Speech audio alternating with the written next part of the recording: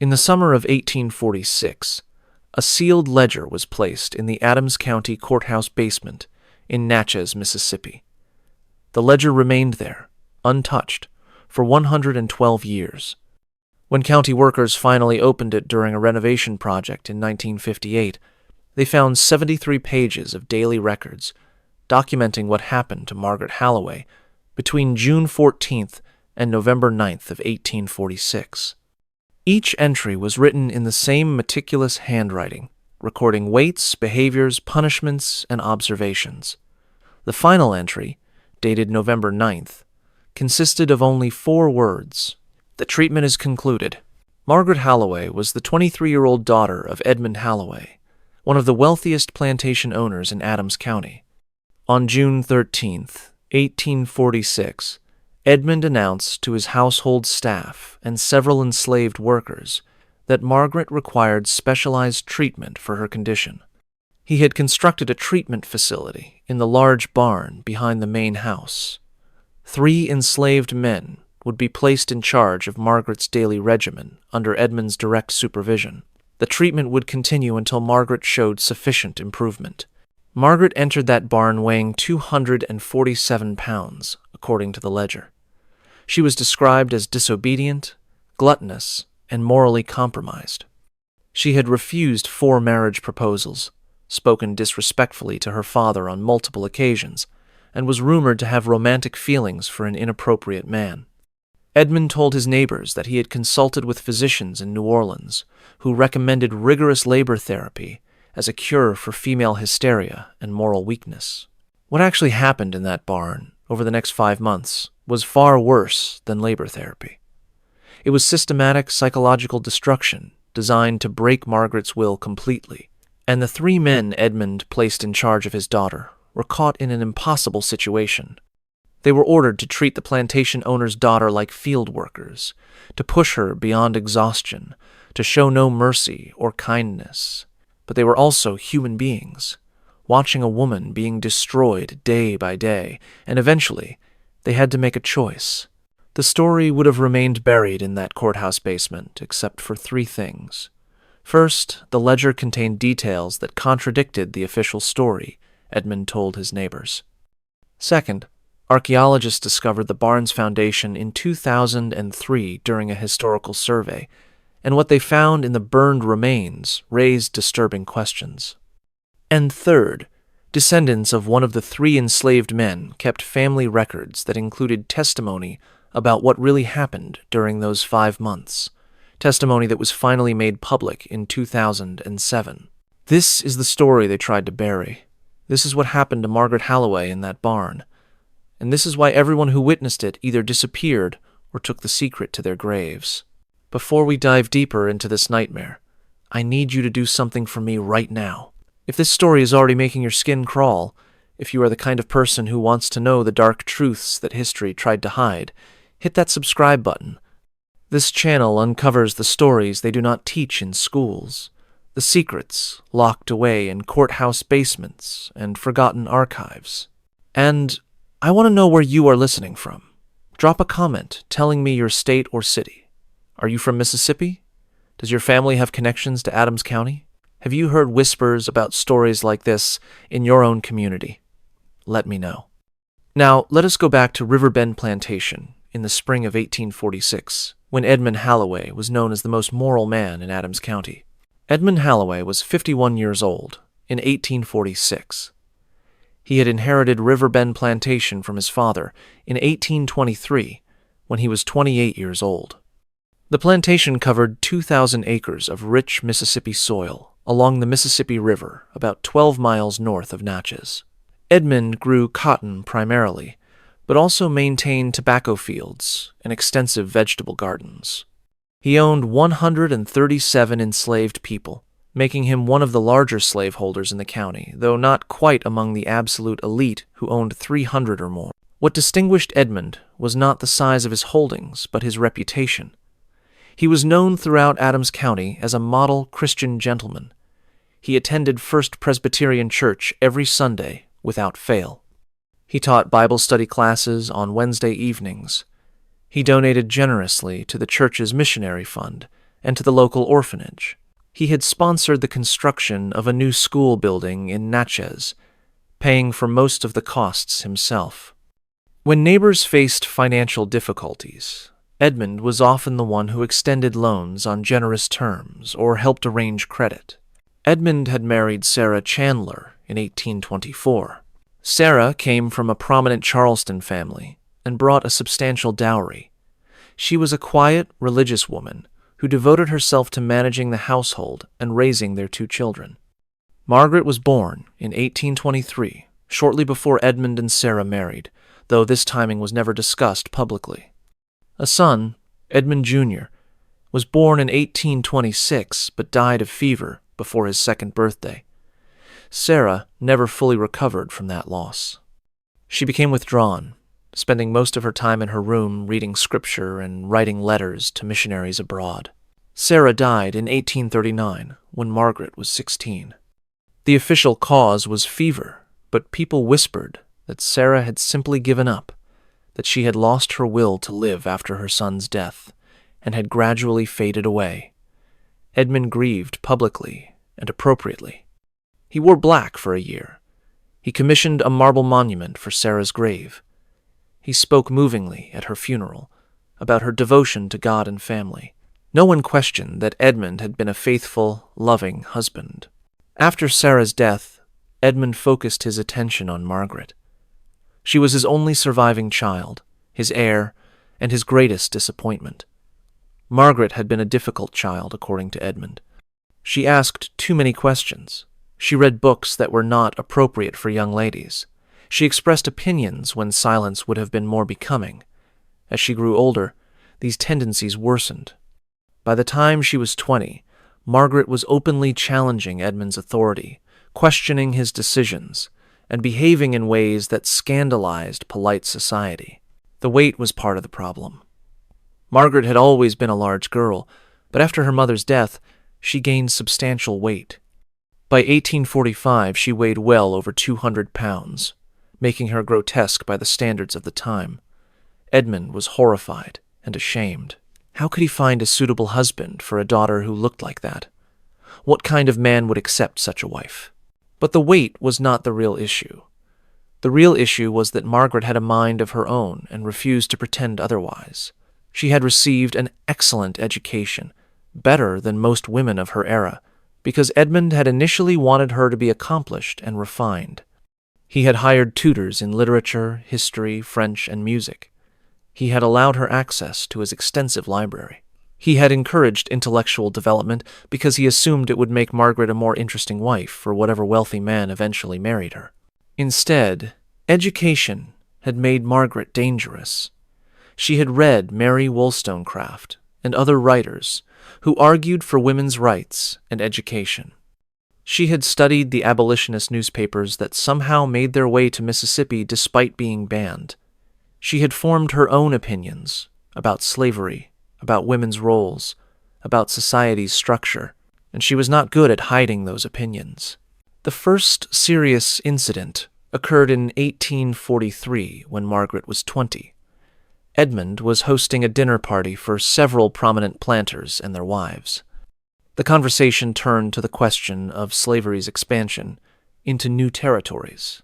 One guest argued that slavery was a positive good, that enslaved people were better off than they would be in Africa, that the institution was sanctioned by scripture and natural law. Margaret, who had been expected to remain silent and decorative, spoke up. She said she found it difficult to believe that people torn from their families and forced to work without compensation were better off than free people in their homeland. She suggested that perhaps the real question was not whether slavery benefited enslaved people, but whether it corrupted the souls of those who practiced it. The silence that followed was absolute.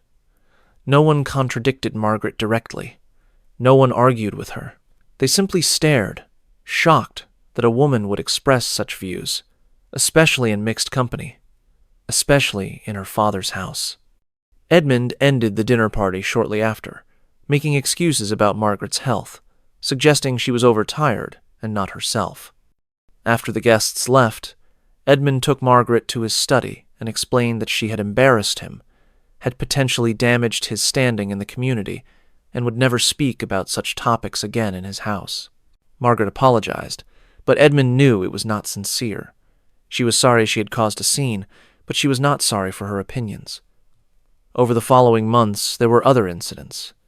Margaret was overheard asking enslaved house servants about their families, where they had come from, whether they had children who had been sold away. She was seen giving food to children in the quarters. She was caught teaching a young enslaved girl basic letters, a clear violation of Mississippi law. Edmund tried various approaches. He restricted Margaret's access to books, allowing her only approved religious texts. He forbade her from interacting with enslaved workers except to give direct orders. He arranged introduction to suitable men, hoping marriage would solve the problem by making Margaret someone else's responsibility.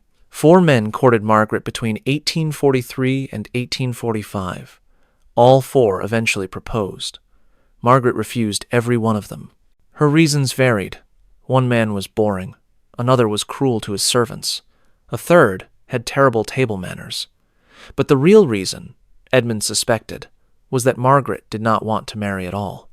She wanted independence, wanted control of her own life, wanted things that women simply could not have. Edmund tried explaining this to her. He told her that unmarried women had no place in society, that she would become an object of pity and mockery if she remained single, that she needed a husband to provide for her and give her life meaning and purpose. Margaret listened to these lectures with barely concealed contempt. She told Edmund that she would rather be an old maid than marry a man she did not love or respect. She said she was perfectly capable of managing her own affairs and did not need a husband to provide meaning to her existence. She suggested that perhaps if society's expectations were unreasonable, the problem was with society, not with her. By early 1846, Edmund was at his wits' end. Margaret was 23, unmarried, overweight, and increasingly defiant. She was becoming an embarrassment that threatened Edmund's reputation. People were starting to talk. They wondered why Edmund could not control his own daughter. They questioned his authority and judgment. Some suggested that perhaps Margaret's behavior reflected Edmund's own failings as a father and as a Christian. Edmund could not tolerate that. His reputation was everything. He had spent decades building an image of himself as a moral authority, a pillar of the community, a man whose household reflected godly order and proper hierarchy. Margaret was destroying that image. She had to be fixed. She had to be brought under control. She had to be made into the kind of woman who would reflect well on her father, rather than embarrassing him. In May of 1846, Edmund traveled to New Orleans for 2 weeks. He told his household staff that he was conducting business, meeting with cotton factors and bankers. That was partially true. But Edmund also met with men who understood how to break difficult women, how to make them compliant, how to strip away willfulness and replace it with obedience. These were not physicians or psychiatrists. They were overseers and slave breakers, men who specialized in crushing the spirit of enslaved people who showed too much independence or resistance. Edmund explained his situation. He needed his daughter broken without visible marks, without public scandal, without anything that would raise questions or draw attention. The treatment needed to appear legitimate, needed to be something he could describe to neighbors as medical therapy recommended by experts. He needed Margaret transformed into an obedient, marriageable woman who would accept whatever husband Edmund eventually found for her. The men Edmund consulted gave him detailed advice. Physical labor, they said, was effective for breaking both body and spirit. Exhaustion prevented clear thinking and resistance. Isolation cut people off from support and made them dependent on their captors. Unpredictable treatment, sometimes harsh and sometimes less so, kept people off balance and unable to develop effective coping strategies. Humiliation destroyed pride and sense of self. And most importantly, the breaking needed to be systematic, documented, and relentless. Every day had to chip away at the person's resistance until nothing remained but compliance. Edmund returned to Riverbend Plantation on May 26th with a plan. He spent the next 2 weeks preparing. He selected the large barn behind the main house, a structure used primarily for storing equipment and occasionally for processing crops. The barn was solid, 60 feet long and 40 feet wide, with thick walls and a loft for hay storage. Edmund had enslaved workers clear out most of the equipment, leaving only what would be needed for Margaret's treatment. He installed heavy locks on all the doors. He had hooks embedded in the main support beams. He brought in a grain mill, the kind used to grind corn, requiring someone to push a heavy wooden arm in endless circles. He set up a sleeping area in one corner, nothing but a thin mattress on the floor. He brought in a desk and chair for himself, along with the leather-bound ledger where he would document everything. Edmund also selected the 3 enslaved men who would be responsible for implementing Margaret's daily routine. His choice of men was calculated carefully. He needed people who would follow orders without question, who would not show Margaret sympathy or kindness that might undermine the treatment, but who also would not harm her in ways that would create visible evidence of abuse. He chose Benjamin, aged 38, a field hand who had been on the plantation for 15 years. Benjamin was steady, reliable, and had never given the overseers any trouble. He had a wife named Ruth and 3 children. Edmund knew that Benjamin would do whatever was necessary to protect his family, which meant he would follow orders, no matter how distasteful. He chose Samuel, aged 27, who worked primarily in the stables. Samuel had been born on Riverbend Plantation and had never known any other life. He was quiet, kept to himself, and did his work without complaint. Edmund had no reason to expect any resistance from Samuel, and he chose Daniel, aged 33, a skilled carpenter who handled repairs around the plantation. Daniel could read and write, having been taught by a previous owner before being sold to Edmund in 1838. Edmund knew that Daniel's literacy made him potentially dangerous, but it also made him useful. Daniel could help maintain the treatment records if needed. On June 13th, Edmund called the 3 men to his study. He explained what would happen starting the next day. His daughter required treatment for her condition. The treatment would involve rigorous physical labor and strict discipline.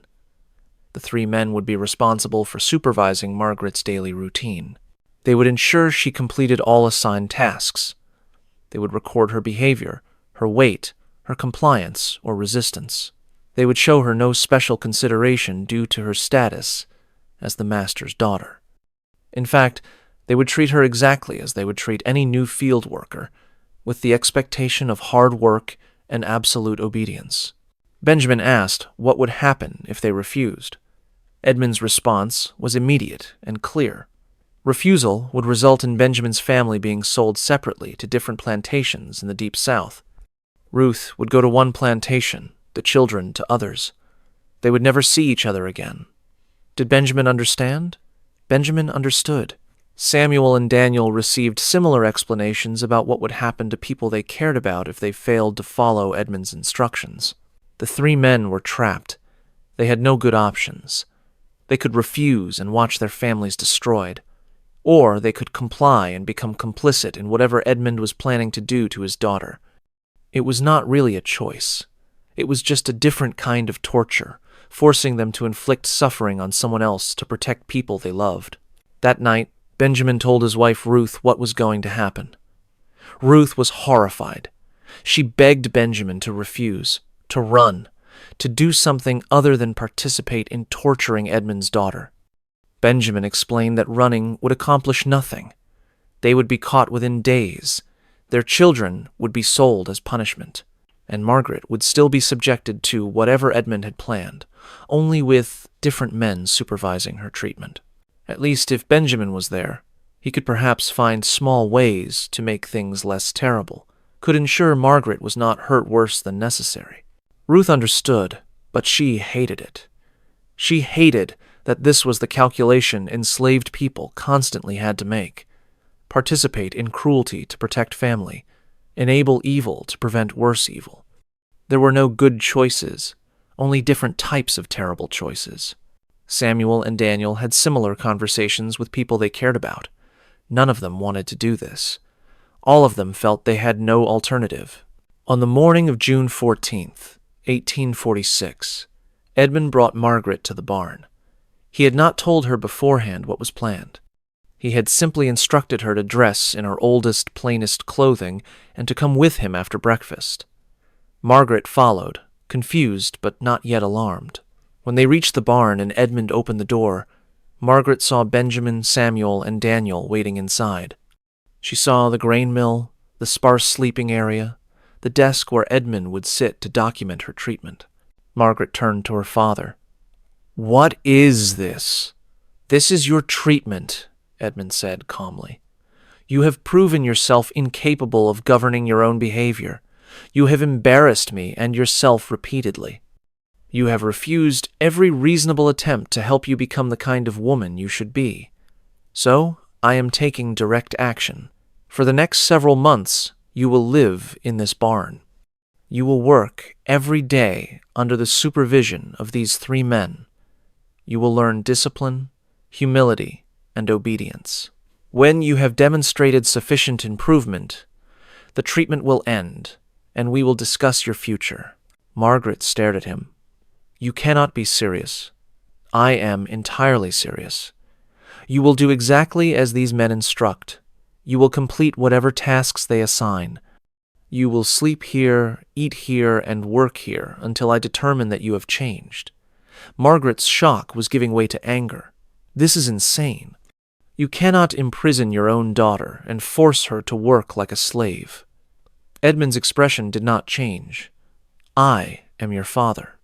I have both the legal right and the moral obligation to correct your behavior by whatever means necessary. The law supports me completely. You are an unmarried woman living in my household, dependent on my support. You will do as I say, or you will suffer the consequences." He gestured to Benjamin, Samuel, and Daniel. "These men are now your supervisors. You will address them respectfully and follow their instructions.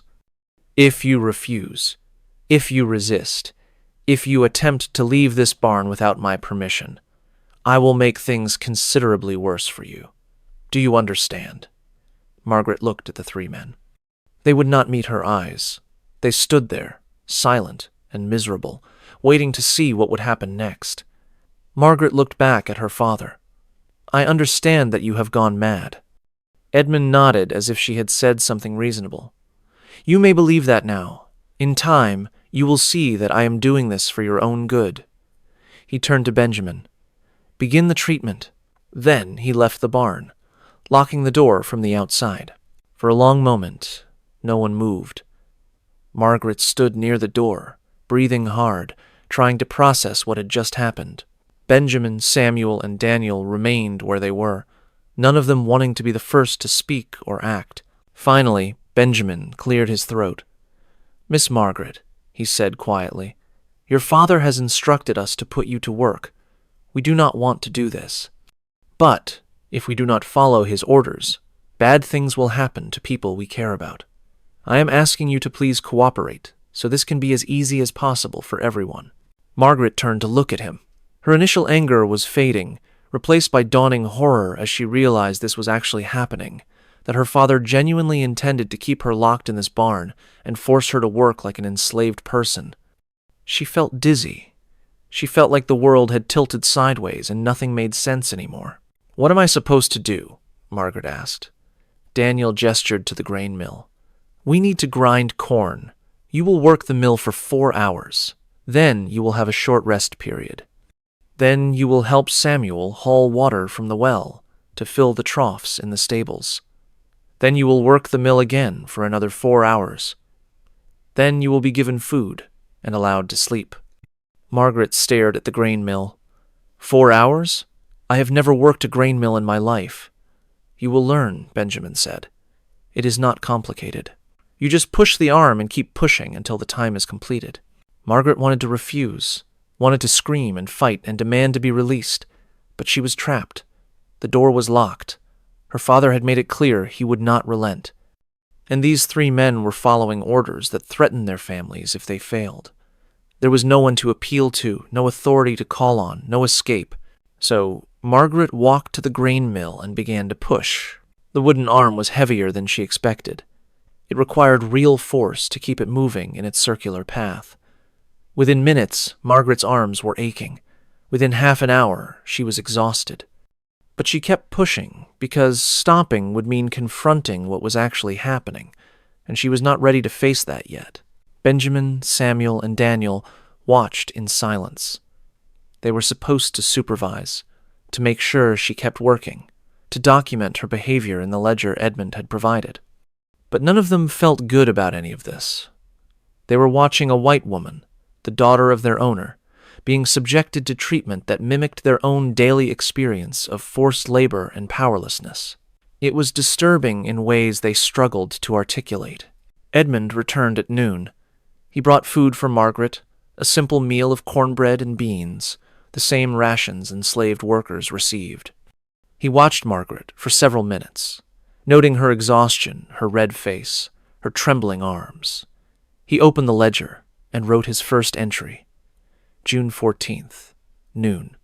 Subject shows initial resistance and shock. Physical exhaustion evident after 4 hours labor. Compliance achieved through lack of alternatives. Continue current routine. He left the food and departed without speaking to Margaret directly. That first day set the pattern for what would follow. Margaret worked the grain mill, hauled water, completed whatever tasks Benjamin assigned. She was given simple food twice per day. She slept on the thin mattress in the corner. Edmund visited regularly to document her progress, weighing her weekly, recording behavioral observations, adjusting the treatment routine based on what he saw. The days blurred together. Wake before dawn. Work until exhaustion. Eat minimal food. Work more. Sleep. Repeat. Margaret's body began changing quickly. The constant labor and reduced food intake caused rapid weight loss. Within 3 weeks, she had lost over 20 pounds. Her hands developed calluses. Her muscles ached constantly. She was too exhausted to think clearly, too focused on surviving each day to plan any kind of resistance or escape. Benjamin, Samuel, and Daniel struggled with their role in this nightmare. They had been forced into positions where they had to actively participate in breaking someone, in destroying a woman's spirit through systematic cruelty. They tried to find small ways to make things easier for Margaret. Benjamin sometimes allowed her longer rest breaks when Edmund was not present. Samuel brought her extra water on particularly hot days. Daniel occasionally spoke to her gently, offering small encouragements that she was doing well, that she was stronger than she thought. But these small kindnesses could not change the fundamental reality. Margaret was being broken, day by day, hour by hour.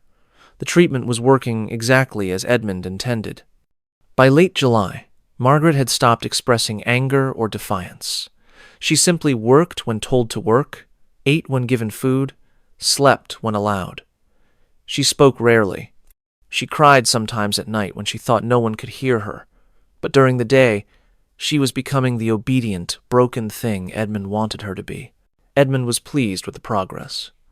His ledger entries documented Margaret's transformation. July 28th. Subject weight down to 202 pounds.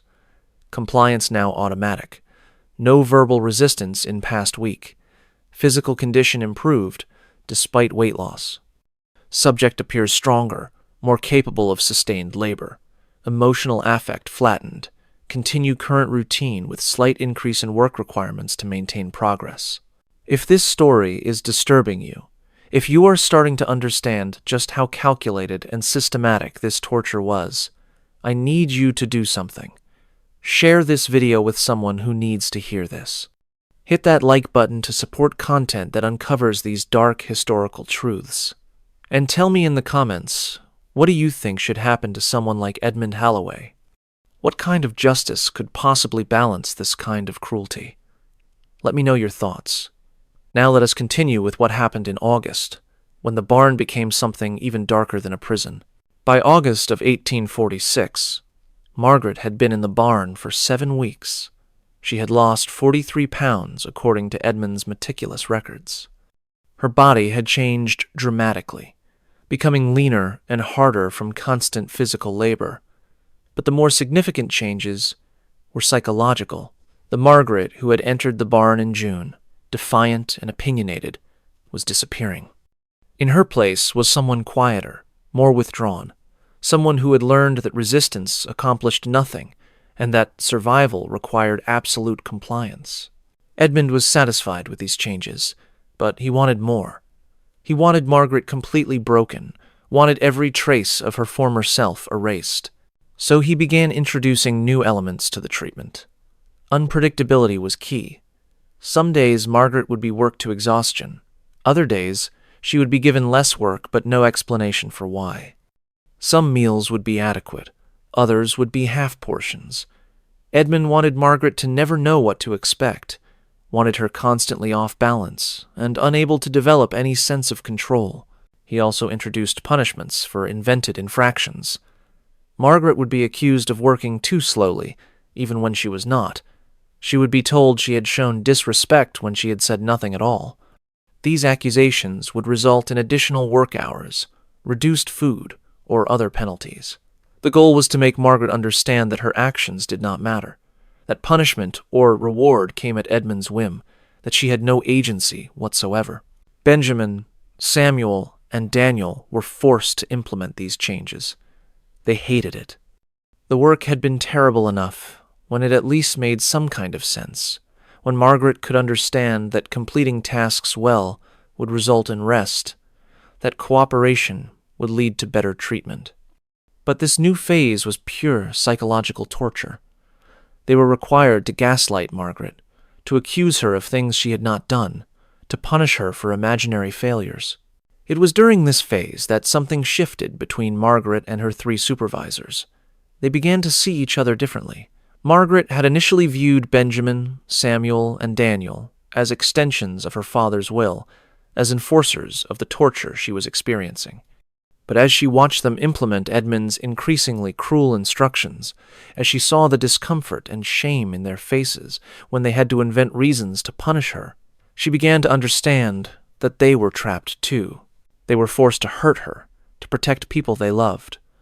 They were victims of the same system that was destroying her, just in different ways.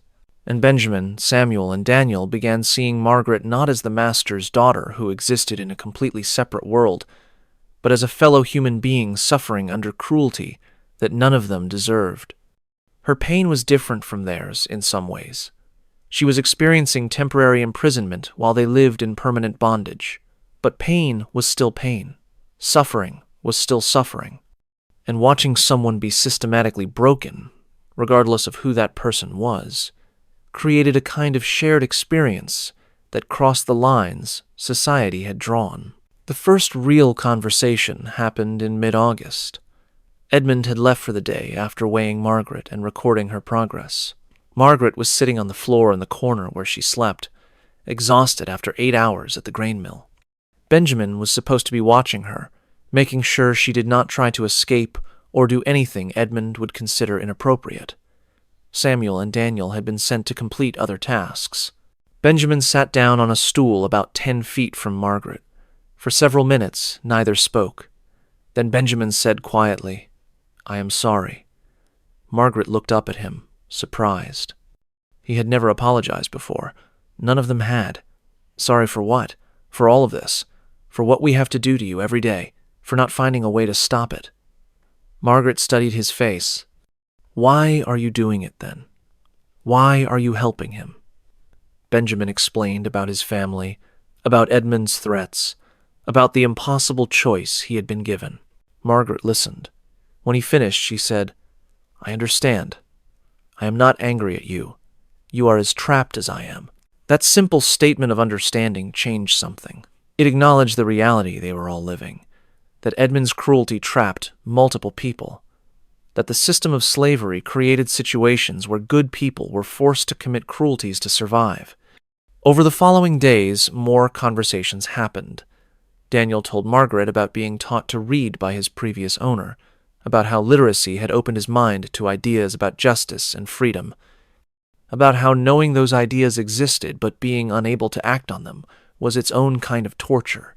Samuel, who spoke least of everyone, eventually told Margaret about watching his mother sold away when he was 8 years old, about never seeing her again, about not even knowing if she was still alive. Margaret shared her own story.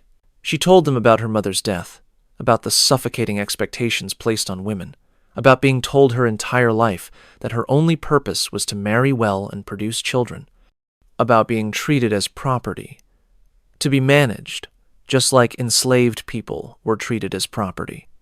She talked about reading books that suggested different possibilities, that argued women and enslaved people were human beings who deserved freedom and dignity, about being punished for believing those ideas. These conversations were dangerous. If Edmund discovered them, there would be severe consequences for everyone involved. But they happened anyway, whispered exchanges during brief moments when Edmund was not present, shared recognition that they were all trapped in a system that denied their humanity in different but related ways. It was Daniel who first raised the question of what came after. One evening in late August, after Margaret had been in the barn for 10 weeks, he asked her what would happen when the treatment ended. Edmund had said the treatment would continue until Margaret showed sufficient improvement. But what did that actually mean? What was Edmund's end goal? Margaret had been thinking about this question. She explained her understanding. Edmund wanted her broken enough to accept whatever he decided for her future. He would eventually arrange a marriage, probably to some man willing to take a wife with a damaged reputation in exchange for her inheritance. Margaret would be expected to be obedient, to never question or resist, to fulfill whatever role the husband required. She would live the rest of her life as a shell of herself, going through motions but never truly alive. "And you would accept that?" Daniel asked. "What choice do I have?" Margaret replied. "He has proven he is willing to do anything to control me. Even if I survived whatever he did next, I would still be a woman in Mississippi in 1846. I have no legal rights, no independent means of support, no way to escape the system that treats me as property." Daniel was quiet for a moment. Then he said something that would change everything. "What if you did not have to accept it? What if there was another option?" Margaret looked at him. "What other option?" Daniel glanced around to make sure Edmund was not approaching. "I cannot speak of it here, but there are ways. People escape. People find freedom. It is dangerous. Most who try are caught and punished terribly. But some make it. If you were willing to risk everything, if you truly wanted to be free rather than just differently imprisoned, there might be a way." Margaret felt something she had not felt in months. Hope. It was terrifying and painful because hope meant caring about the future, meant believing something better might be possible. She had been so focused on surviving each day that she had stopped thinking about anything beyond the barn. But now Daniel was suggesting that survival was not the only option, that escape might be possible. "Tell me," Margaret said. Daniel shook his head. "Not yet. First, I need to discuss this with Benjamin and Samuel. What we would be talking about would put everyone at terrible risk.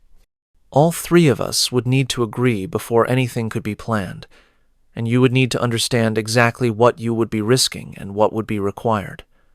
Margaret nodded. She understood. But something had changed. She was not just enduring anymore. She was starting to plan. Over the next week, Daniel spoke privately with Benjamin and Samuel. He explained what he was thinking. If they were going to be complicit in destroying Margaret's life, if they were going to spend months breaking her spirit so Edmund could marry her off to some man who would continue the abuse, then they were not just victims of the system. They were active participants in perpetuating it. But if they helped Margaret escape, if they used their position as her supervisors to create an opportunity for her freedom, then maybe they could salvage some small piece of their own humanity. Benjamin was hesitant. The risks were enormous. If they were caught helping Margaret escape, they would be killed. Their families would be sold away to the harshest plantations Edmund could find. Everyone who had ever helped them or shown them kindness would be punished as a warning to others. Was Margaret's freedom worth that risk? Daniel argued that it was not just about Margaret. It was about proving to themselves that they were not just tools of oppression, that they could choose to do something good even when that choice was dangerous. Samuel surprised both of them by agreeing with Daniel immediately. Samuel said he had watched his mother sold away because she had tried to learn to read. He had watched his father beaten nearly to death for defending her. He had spent his entire life being careful, being obedient, trying not to give overseers any excuse to hurt him or people he cared about. And where had that gotten him? He was 37 years old, and he had never made a single meaningful choice in his entire life. Maybe it was time to make one. Benjamin thought about his wife Ruth and their 3 children. He thought about what Edmund would do to them if this plan failed. But he also thought about what kind of man he wanted his children to see when they looked at him. Did he want them to see someone who always chose safety over justice, who always protected himself at the expense of others? Or did he want them to see someone who, at least once in his life, had taken a terrible risk to do something right? On September 2nd, Benjamin told Daniel and Samuel that he was in. They would help Margaret escape, but they needed a plan that had some chance of actually succeeding. They needed to be smart and careful and willing to sacrifice everything if necessary. The 3 men began plotting. They could not meet openly or discuss this where anyone might overhear. So they communicated in fragments, brief exchanges while working, coded references that meant nothing to anyone who did not understand the context. Slowly, a plan took shape. But developing that plan required understanding something they had not yet confronted. Why was Edmund really doing this? The treatment had officially been described as a cure for Margaret's defiance and obesity. But both of those problems were essentially solved. Margaret had lost over 50 pounds. She was compliant and obedient. Yet Edmund showed no signs of ending the treatment. He seemed to want it to continue indefinitely. Why? Daniel decided to investigate. He had been inside the main house many times to do carpentry work. He knew the layout. He knew where Edmund kept his private papers.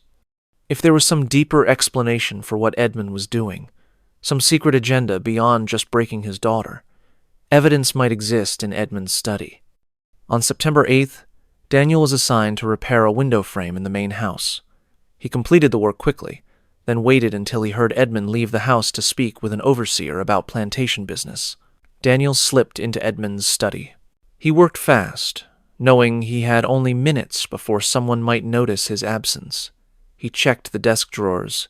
Most were locked, but one opened. Inside were letters, business documents, and a small leather journal. Daniel grabbed the journal and flipped through it quickly, looking for anything related to Margaret. What he found made his blood run cold. The journal was not a diary. It was a business ledger, documenting a breeding program Edmund had been operating for over a decade. The entries were clinical and detailed. Dates, names of enslaved women, names of the men Edmund had forced them to breed with, notes on the children produced and their value. Edmund had been systematically forcing enslaved women to have children with men he selected based on physical characteristics he wanted to cultivate.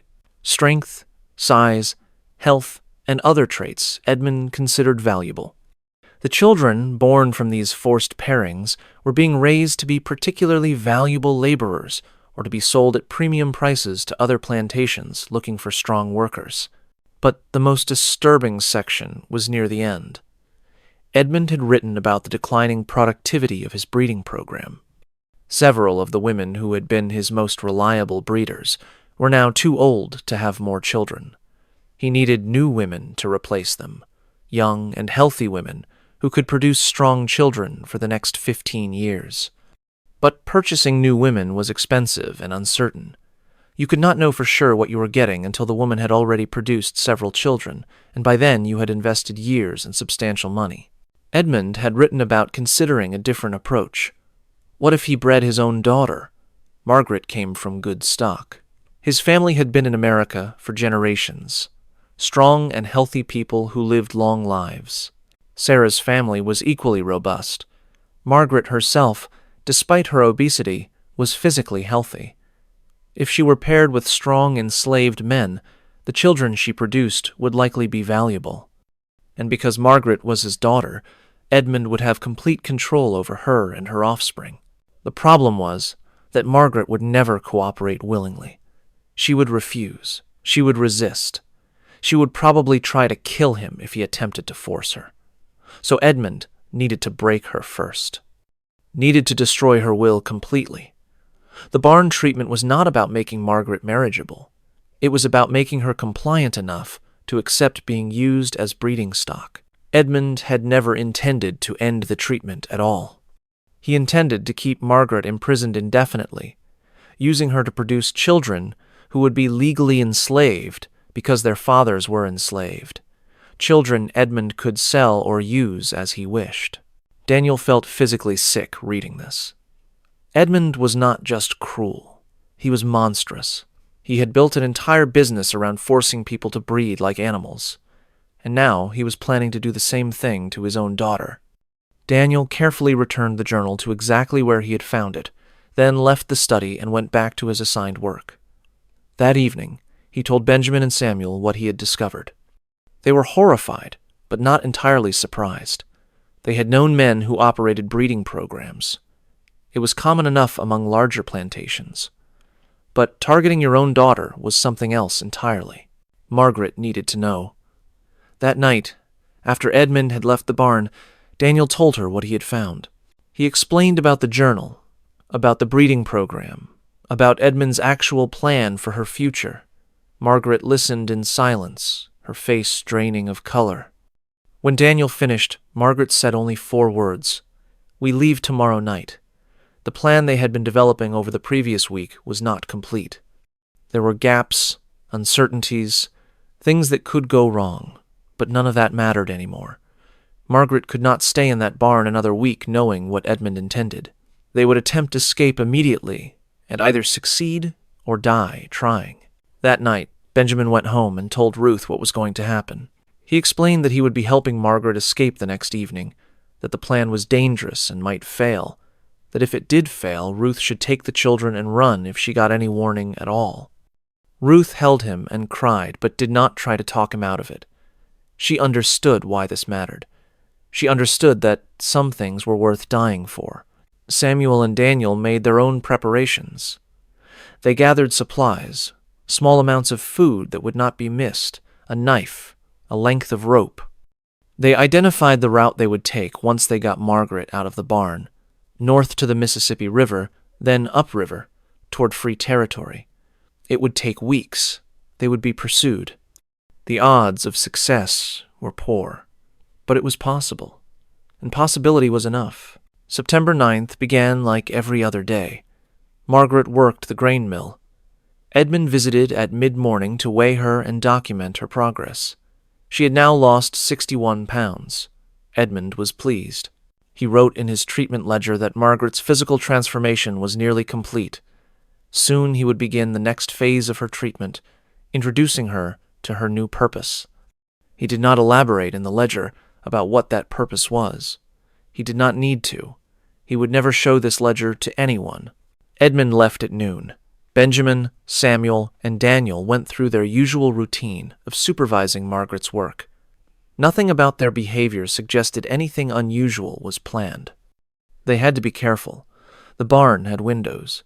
People walked past occasionally. Any suspicious activity would be reported to Edmund or the overseers. As evening approached, they finalized details. The escape would begin after dark, when most enslaved workers were in their cabins for the night. Benjamin would create a distraction on the far side of the plantation, a small fire that would draw the attention of overseers and anyone else who might notice Margaret leaving. While people were focused on the fire, Samuel and Daniel would unlock the barn and lead Margaret away toward the river. Benjamin would join them as soon as he could safely slip away from the fire without being noticed. At 9 o'clock, Benjamin started the fire. He had chosen a storage shed on the eastern edge of the plantation property, far from both the main house and the slave quarters. The shed contained old equipment and some stored tobacco, enough to burn hot and bright, but not so valuable that Edmund would be devastated by its loss. Benjamin lit the fire, then ran toward the main house shouting that there was a fire, that people needed to help put it out before it spread. The response was immediate. Overseers grabbed buckets and organized workers to fight the fire. Edmund came running from the main house, everyone's attention focused on the burning shed. In the chaos and confusion, no one noticed Samuel and Daniel unlocking the barn and leading Margaret out into the darkness. No one saw them disappear into the tree line beyond the barn. No one realized anything was wrong until much later. Margaret, Samuel, and Daniel moved quickly through the woods, heading north. They had perhaps 2 hours before anyone discovered Margaret was missing, maybe less if Edmund decided to make an evening visit to the barn. Every minute counted. They needed to put as much distance as possible between themselves and Riverbend Plantation before the pursuit began. Benjamin joined them after 30 minutes, slipping away from the fire once it was clear the situation was under control, and he would not be immediately missed. The 4 of them moved through the darkness, using the stars to navigate, avoiding roads and open areas where they might be seen. They knew pursuit would begin at dawn. Edmund would send out search parties with dogs. The searchers would check the river first, assuming the fugitives would try to cross or follow it north. So the plan was to move parallel to the river, but stay in the dense forest, making themselves harder to track. They traveled all night, stopping only briefly to rest. By dawn, they had covered perhaps 8 miles, not as much as they had hoped, but still significant distance. As the sun rose, they found a thick grove of trees and underbrush where they could hide during the day. Traveling in daylight was too dangerous. They would rest during the day and move again after dark. While they hid, they heard sounds of pursuit, dogs barking in the distance, men calling to each other as they searched the woods. The pursuit was methodical and thorough. Edmund had mobilized significant resources to find them, but the searchers were focused on areas closer to the plantation, assuming the fugitives could not have gone far in one night. The grove where Margaret, Benjamin, Samuel, and Daniel were hiding was far enough away that searchers did not reach it on the first day. That night, they continued north. The pattern repeated. Travel at night, hide during the day, listen to pursuit getting closer or farther away depending on which direction the searchers focused. By the 3rd day, they had covered over 20 miles. They were exhausted, hungry, and terrified, but they were still free. Maybe, just maybe, they would actually make it. But on the 4th night, September 13th, their luck ran out. They had been traveling along a ridge above the river when they heard dogs behind them, closer than the dogs had ever been before. The searchers had changed their pattern, had begun searching farther from the plantation than they had initially, and somehow the dogs had picked up their scent. Benjamin, Samuel, Daniel, and Margaret ran. They crashed through underbrush, no longer worried about leaving tracks, just trying to stay ahead of the dogs and the men following them. The sounds of pursuit got closer. Shouting voices. The dogs were gaining. They were going to be caught. Ahead, Margaret saw a barn. It was isolated, part of a small farm far from the main road. Smoke rose from the farmhouse chimney, meaning people were home. It was incredibly risky to approach. But the dogs were seconds away. They had no other choice. The 4 of them ran for the barn. Daniel reached the door first and threw it open. They all tumbled inside. Daniel slammed the door shut and dropped the bar to lock it. For a moment, they just stood there, breathing hard, hearts pounding, listening to the dogs arrive outside. Men's voices called out. They're in the barn. Surround it. Don't let them escape. We've got them. Through gaps in the barn walls, Margaret could see torches, at least a dozen men, maybe more. Edmund's voice cut through the others. Margaret, you have one chance. Come out now, and I will show mercy. Stay inside, and I will burn the barn with all of you in it. Samuel moved to the back wall of the barn, looking for another exit. There was none. They were trapped. Benjamin looked at Margaret. I am sorry. We tried. Margaret shook her head. You have nothing to apologize for. You gave me more than anyone else ever has. You gave me a chance. Edmund called out again. You have 1 minute to decide. After that, my men will light this barn and you will burn. Margaret walked to the door. What are you doing? Daniel asked. I am going to talk to him. Maybe I can negotiate something." "You cannot trust him," Samuel said. "I know. But what other option do we have?" Margaret lifted the bar and opened the door slightly. Edmund stood 20 feet away, holding a torch. Behind him, his men held more torches, ready to set the barn ablaze. "Father," Margaret said, "let these men go. They were only following your orders. They did not want to help me escape. I forced them. I threatened them. They are innocent." Edmund laughed. "Innocent?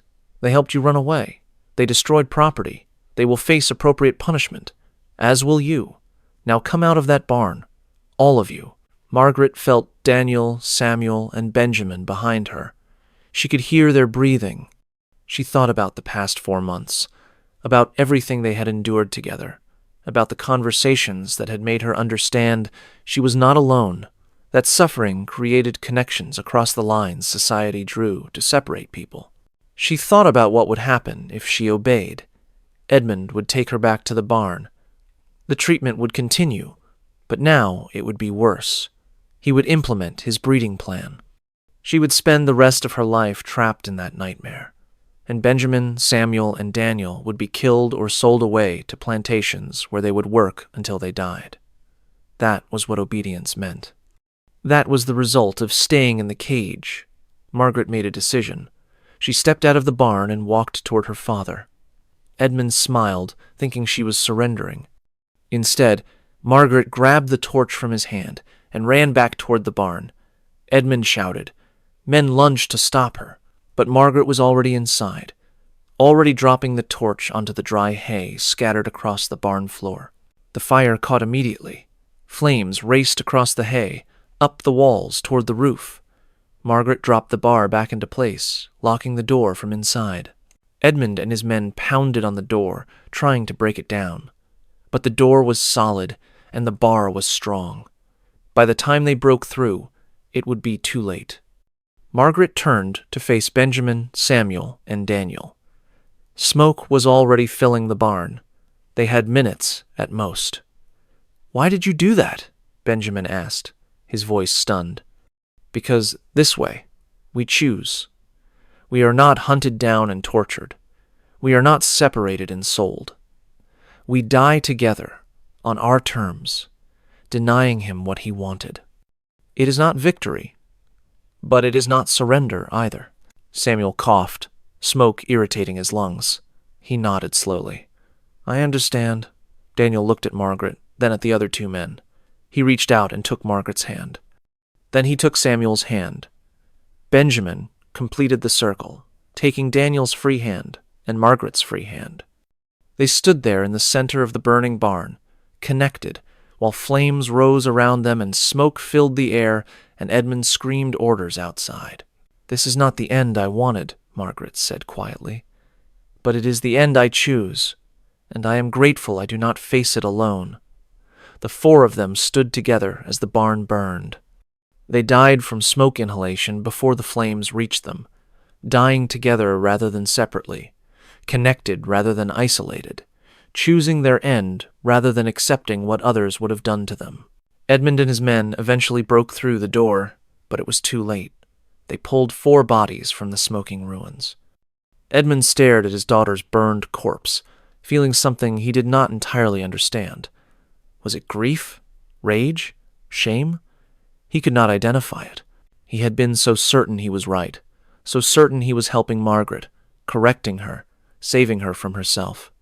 And she had chosen death over accepting his help. What did that mean? Edmund never really answered that question. He told neighbors that Margaret had died tragically in a barn fire during an escape attempt with some enslaved people who had kidnapped her from his property. He commissioned a marble headstone for her grave. He never mentioned the barn treatment to anyone. The ledger documenting those 5 months was sealed and placed in the courthouse basement, where it would remain hidden for over a century. Benjamin, Samuel, and Daniel were buried in unmarked graves on plantation property. Their families were told they had been killed trying to escape. Ruth and her children were sold to a plantation in Louisiana within a week. The message was clear. This is what happens to people who defy the system. But the story did not end there. Ruth told her children what Benjamin had done, how he had risked everything to help someone who needed help, how he had chosen humanity over survival. Those children told their children. The story was passed down through generations, changing with each telling but keeping its core truth. Benjamin, Samuel, and Daniel had made a choice that mattered. In 2003, archaeologists conducting a survey of historical plantation sites in Adams County excavated the foundation of a barn on property that had once been part of Riverbend Plantation. In the burned remains, they found metal objects that had survived the fire: belt buckles, a knife blade, scraps of chain. They also found something more significant. Fused to a piece of burned timber was a gold locket. The locket had been exposed to intense heat, but had not completely melted. When researchers carefully opened it, they found 2 miniature portraits inside, both badly damaged, but still partially visible. One appeared to be a man, the other a woman. The locket's back had an inscription, though most of it was illegible due to fire damage. Only 3 letters could be made out clearly: M.A.H. Margaret Ashworth Halloway. The locket was Margaret's, something she must have been wearing when she died. But why was it fused to timber in a way that suggested it had been placed there deliberately? Had someone, perhaps one of the men who died with her, removed it and placed it carefully somewhere, hoping it might survive as evidence of what happened? Researchers began investigating Margaret Halloway's story. They searched historical records, looking for information about her death, about Edmund, about Riverbend Plantation. They found almost nothing. No newspaper accounts of the fire. No official investigation records. Just a brief entry in Edmund's will, written years later, mentioning that his daughter Margaret had died in 1846. But they did find the sealed ledger in the courthouse basement. And when they read those 73 pages documenting Margaret's 5 months in the barn, they realized they had stumbled onto something far darker than a simple fire. The discovery made news briefly in 2003 and 2004. Historians debated what the ledger revealed about plantation life, about the treatment of women, about the ways cruelty operated systematically rather than just individually. But the story never gained widespread attention.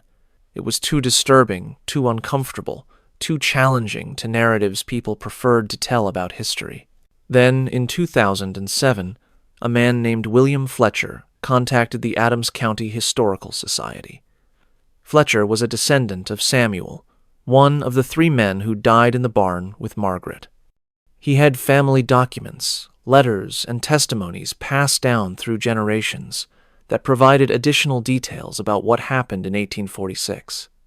Fletcher had been hesitant to make these documents public, concerned about privacy and about how his ancestors' story might be received. But after learning about the ledger discovery and the archaeological evidence, he decided the full story needed to be told. Fletcher's documents included a letter written by Ruth, Benjamin's widow, to a minister in 1855.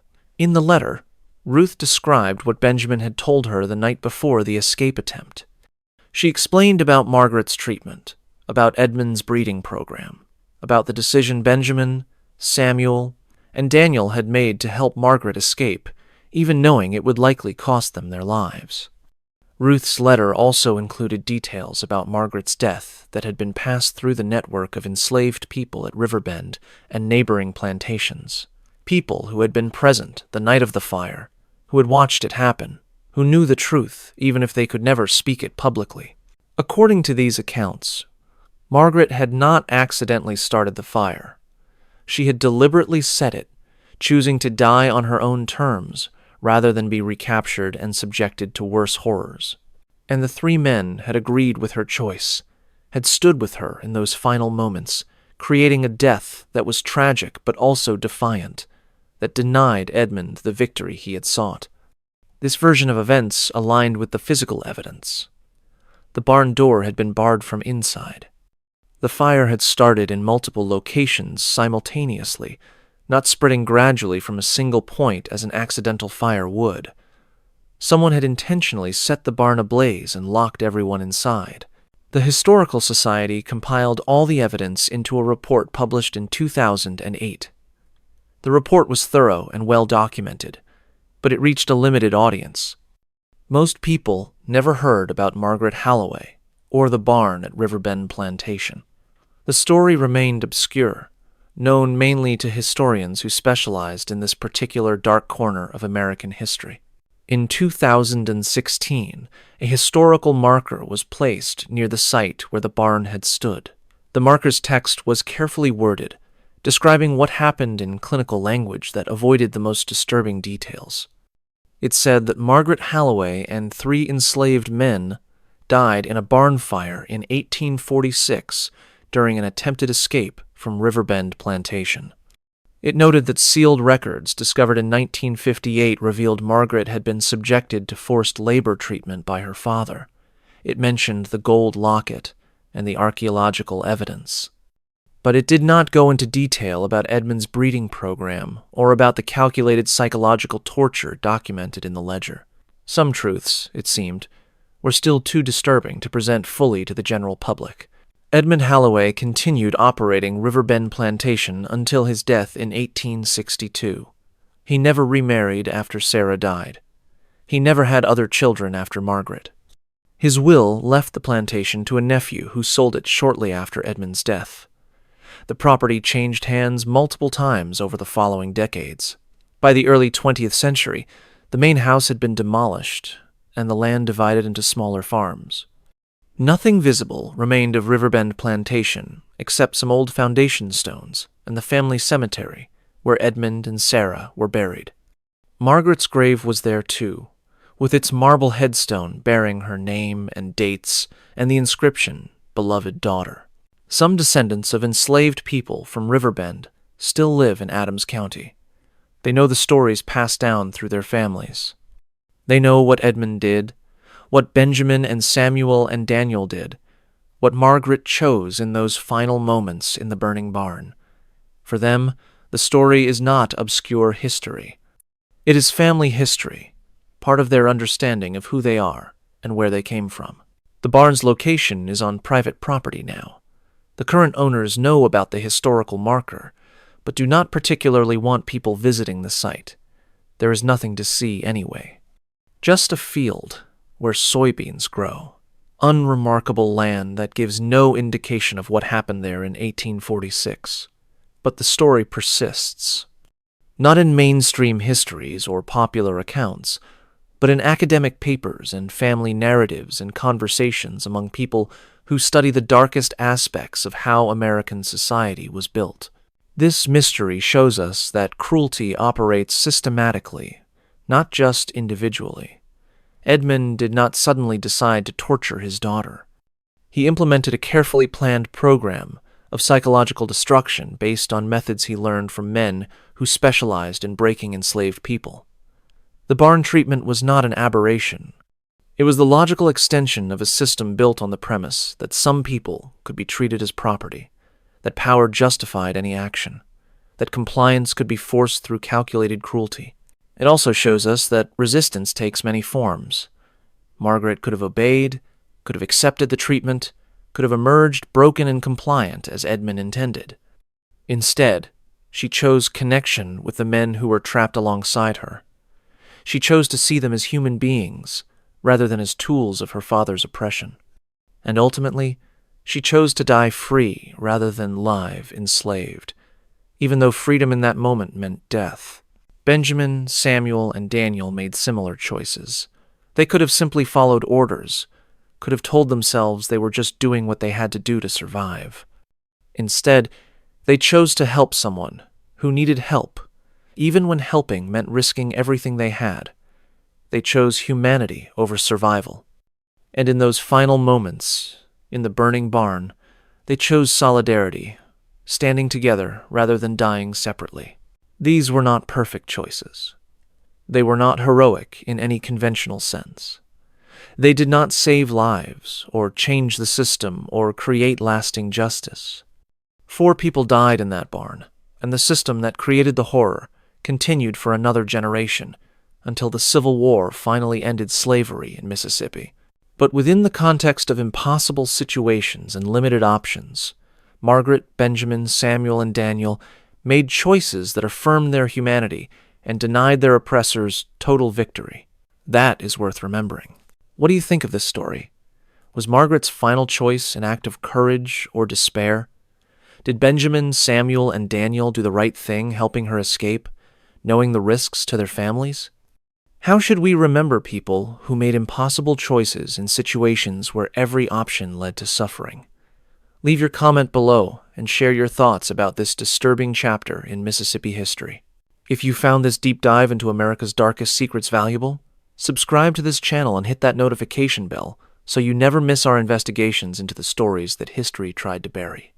Share this video with someone who appreciates unflinching looks at the past, who understands that knowing the truth, however terrible, is better than comfortable ignorance.